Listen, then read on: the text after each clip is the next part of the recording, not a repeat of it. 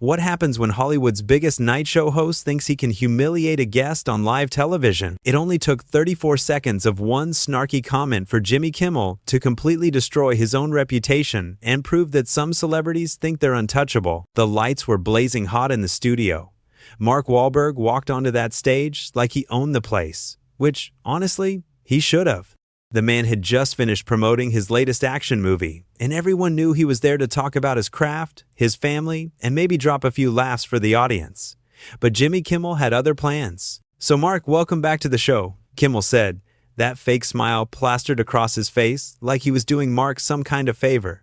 "I gotta ask, how does it feel being Hollywood's most overpaid tough guy?" The audience went quiet. You could hear a pin drop. Mark's jaw tightened, but he kept his cool like the professional he is. "Jimmy, I'm here to talk about the movie. The crew worked really hard on this project." But Kimmel wasn't having any of it. He leaned back in that stupid chair of his, acting like he was some kind of comedy king. "Oh, come on, Mark. Everyone knows you just show up, flex a little, say a few lines, and walk away with $20 million. Must be nice living that easy life." Mark's eyes narrowed. This wasn't playful banter anymore. This was a direct attack. Easy life?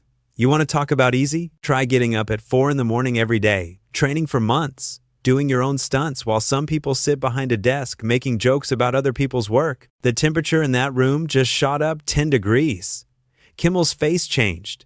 He wasn't expecting Mark to fire back like that. Whoa, somebody's getting a little defensive," Kimmel said, trying to play it off like he was still in control. "I'm just saying, some of us had to work our way up the hard way. Not everyone gets handed movie roles because they have nice muscles." That was it. That was the moment Jimmy Kimmel crossed a line he should never have crossed. Mark sat forward in his chair, and you could see the fire building in his eyes. "Handed to me? Are you serious right now? Do you know what I was doing when I was 15 years old? I was on the streets trying to survive while you were probably in some fancy college somewhere learning how to make fun of people for a living." The audience was dead silent. Even the camera operators were holding their breath. This wasn't going according to anyone's script. Kimmel tried to laugh it off, but his voice cracked a little. "Hey, I'm just trying to have some fun here. It's all jokes, Mark. Relax." "Relax? You invite me on your show, and then you sit there and disrespect everything I've worked for? You think because you have a microphone and a studio audience that gives you the right to tear people down?" Mark's voice was getting louder, but he wasn't yelling. He was speaking with the kind of controlled intensity that makes people really listen. "I've been acting for over 20 years. I've produced movies, I've built businesses, I've tried to give back to my community, and you want to sit there and tell me I don't deserve what I've earned?" Kimmel was squirming now. His whole smug attitude was crumbling right there on live television. "Look, I didn't mean..." "No, you meant exactly what you said," Mark cut him off. "You thought you could bring me on here and make me look like some dumb musclehead for your audience to laugh at. But here's the thing, Jimmy. I didn't come from Hollywood royalty. I didn't have connections or rich parents. Everything I have, I fought for." The silence in that studio was deafening. You could see people in the audience shifting uncomfortably in their seats. Some were nodding along with Mark. Others looked shocked that someone was actually standing up to their precious host. Kimmel tried one more time to regain control. Okay, let's just move on to the movie. Tell us about..." "No," Mark said firmly. "We're not moving on. You started this conversation, so let's finish it. You want to talk about the hard way? I was arrested multiple times as a kid. I made mistakes, real mistakes that hurt people, and I've spent my entire adult life trying to make up for that. While you were making jokes about celebrities, I was learning how to be a better person." The passion in Mark's voice was undeniable. This wasn't some rehearsed Hollywood speech. This was real emotion coming from a real place. "I work 16-hour days when I'm on set. I study scripts until 2 in the morning. I train with real fighters and real cops to make sure I'm giving audiences something authentic. And you want to call that easy?" Kimmel was completely out of his depth now. His writers hadn't prepared him for this. His usual sarcastic comebacks weren't working. "Mark, I think you're taking this a little too seriously." "Too seriously? My work is my life. The people I work with, the stories we tell, the audiences who pay their hard-earned money to see these movies. That's serious to me. What's not serious is sitting behind a desk making cheap shots at people who are actually out there creating something." The camera kept rolling, catching every word, every expression. This was becoming something nobody had ever seen before on late-night television. "You know what the difference is between you and me, Jimmy?" Mark continued, his voice steady and powerful. "When I mess up, When I fail, when I don't deliver what people expect, there are real consequences. Movies lose money, people lose jobs, fans lose faith. But you? You can say whatever you want, tear down whoever you want, and tomorrow night you'll be right back here doing the same thing to someone else. Kimmel looked like he wanted to be anywhere else in the world. His hands were shaking slightly as he reached for his coffee mug. You want to know what's really easy, Jimmy? Mark's voice cut through the tension like a blade. What's easy is hiding behind comedy. What's easy is pretending that tearing people down is just entertainment. Kimmel set his coffee mug down with shaking hands. He was trying to maintain that late-night host composure, but cracks were showing everywhere. Mark, I think we should probably take a commercial break. No breaks, Mark said, leaning forward. You wanted to have this conversation on live television, so let's have it. You think I don't know what you really think about actors like me? You think we're all just pretty faces with no substance? The audience was completely captivated now. Some people had their phones out, recording every second of this historic meltdown. I've been in this business long enough to know the difference between someone who respects the craft and someone who just sees us as punchlines, Mark continued. And right now, you're showing everyone exactly which one you are. Kimmel tried to laugh, but it came out as more of a nervous wheeze. Come on, Mark, you're being way too sensitive here. It's just comedy. People expect me to roast the guests a little. Roast? Mark's eyebrows shot up. Is that what you call it? Because from where I'm sitting, it looks like you're just being mean for the sake of being mean. There's a difference between comedy and cruelty, Jimmy. The host was visibly sweating now under those hot studio lights. His usual confidence was completely gone. Look, if I offended you, I apologize. That wasn't my intention. Your intention? Mark shook his head. Your intention was to make me look stupid so your audience would laugh. Your intention was to boost your own ego by putting down someone who's actually accomplished something. Don't insult my intelligence by pretending otherwise. You could see the producers off camera frantically gesturing, trying to figure out how to handle this situation.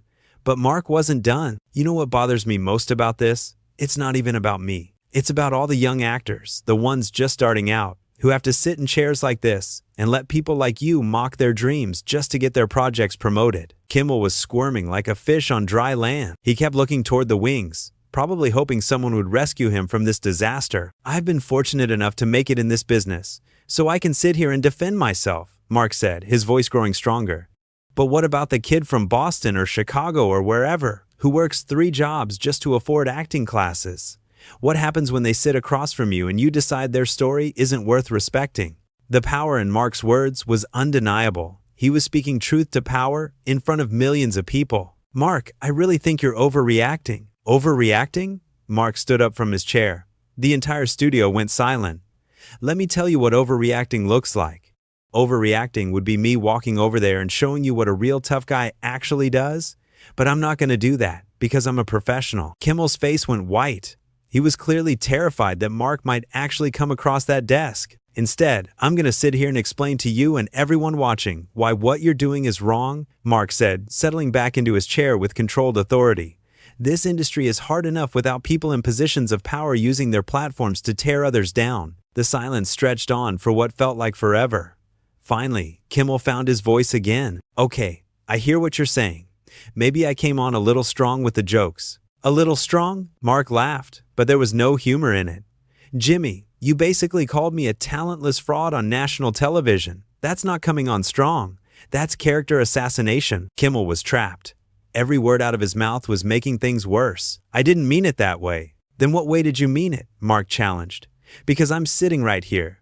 Look me in the eye and tell me what you really meant when you said I was overpaid and undeserving. The host couldn't do it. He couldn't maintain eye contact.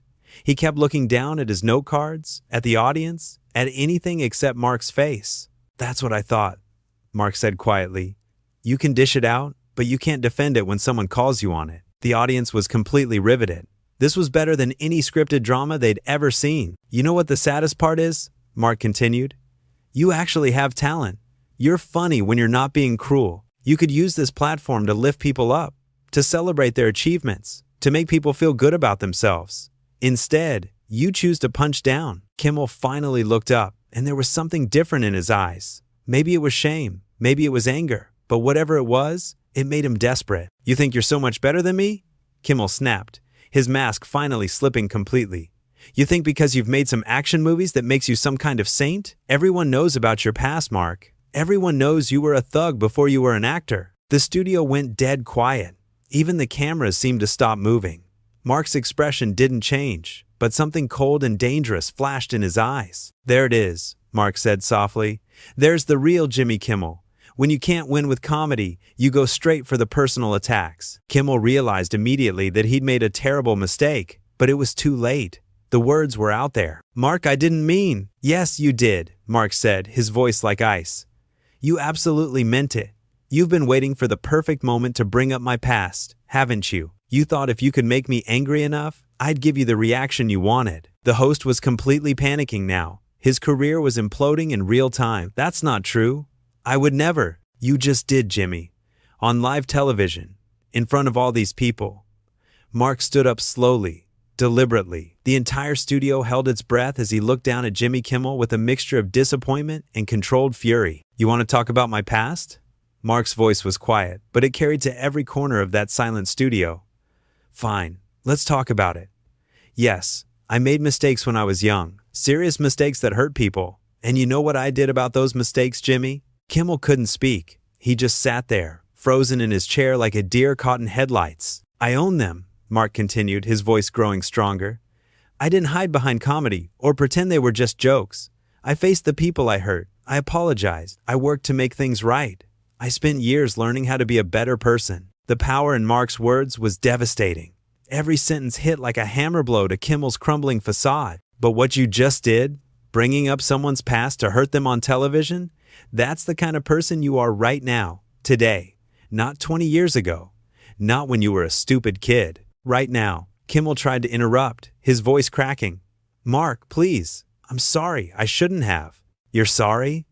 Mark's laugh was harsh and bitter. "You're sorry because you got caught showing your true colors on live television. You're sorry because your little plan backfired, and now everyone can see what kind of person you really are." The audience was completely silent. Even the crew members had stopped what they were doing to watch this historic confrontation unfold. "Do you know what the difference is between my past mistakes and what you just did?" Mark asked, leaning forward slightly. "When I hurt people, I was a confused kid from the streets who didn't know any better.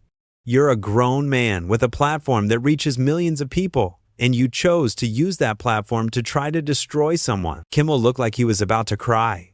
His hands were shaking, his face was pale, and sweat was pouring down his forehead. "I didn't mean to destroy anyone," he whispered. "Then what did you mean to do?" Mark demanded. "What was your plan here, Jimmy? Make me look bad so you could get a few laughs? Make yourself feel superior by tearing down someone who actually worked their way up from nothing?" The host had no answer. He just sat there, completely defeated. "You want to know what's really pathetic?" Mark said, his voice filled with disgust. "I came here tonight to promote a movie that employs hundreds of people. Good people who worked hard to create something entertaining. And you turned it into your personal therapy session where you get to feel better about yourself by attacking me." Mark shook his head and started removing his microphone. "Those people deserve better. The audience deserved better. And honestly, even you deserve better than what you just showed everyone tonight." Kimmel finally found his voice again, but it came out as a desperate plea. "Mark, please don't leave. We can fix this. We can edit it. We can." "Edit it?" Mark's eyes flashed with anger. "You want to cover this up? Pretend it never happened? That's your solution?" The host was grasping at straws now, trying anything to salvage the situation. "We could start over, do another interview." "There's not going to be another interview, Jimmy. There's not going to be a do-over. This is who you are. This is who you chose to be tonight in front of all these people." Mark finished removing his microphone and set it down on the coffee table between them. "You know what the saddest part about all this is?" he said, looking directly at Kimmel. "I actually used to respect you. I thought you were one of the good ones. I thought you understood what it meant to work hard and treat people with dignity." Kimmel was crying now, actual tears streaming down his face. But Mark wasn't finished. "But tonight you showed me that success doesn't change everyone for the better. Sometimes it just gives mean people a bigger platform to be cruel from." The silence in that studio was absolute. You could hear the air conditioning humming, the cameras quietly rolling, but not a single person made a sound. "I'm going to leave now," Mark said, straightening his jacket. "Not because I'm running away from this conversation, but because I have too much respect for myself to sit here and let you continue to disrespect me." He started walking toward the edge of the stage, then stopped and turned back. "And Jimmy, next time you want to attack someone's character, maybe make sure your own character can handle the scrutiny." Kimmel tried one last desperate attempt to stop him. "Mark, please. I'm begging you. Don't leave like this." Mark looked at him with something that might have been pity. "You should have thought about that before you decided to turn this into a hit piece. You made your choice. Now live with the consequences." And with that, Mark Wahlberg walked off the Jimmy Kimmel live stage, leaving behind a host whose career would never recover from those 34 seconds of pure arrogance that revealed his true nature to the world. The cameras kept rolling as Kimmel sat there alone, tears still streaming down his face, finally understanding that some lines should never be crossed and some people should never be underestimated. The audience sat in stunned silence, having witnessed not just a celebrity meltdown, but a masterclass in dignity, strength, and standing up for yourself when someone tries to tear you down. In those final moments, as the reality of what had just happened began to sink in, Jimmy Kimmel learned the hardest lesson of his career. Respect is earned, not demanded. And when you lose it on live television in front of millions of people, there's no taking it back.